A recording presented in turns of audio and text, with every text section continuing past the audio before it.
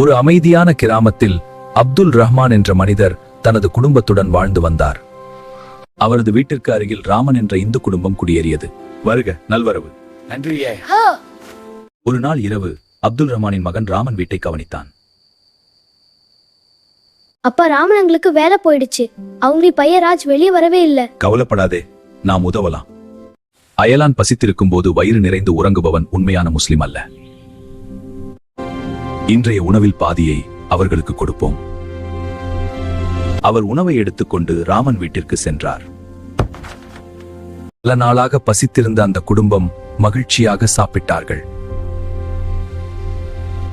மதம் வேறானாலும் மனம் ஒன்றானால் மனிதர்கள் ஒரே குடும்பம். வா ராஜ், விளையாடலாம். சரி, இப்படித்தான் நாம் எல்லோரும் ஒன்றா இருக்கணும். ஆமா, நம்ம ஊர் இப்படித்தான்.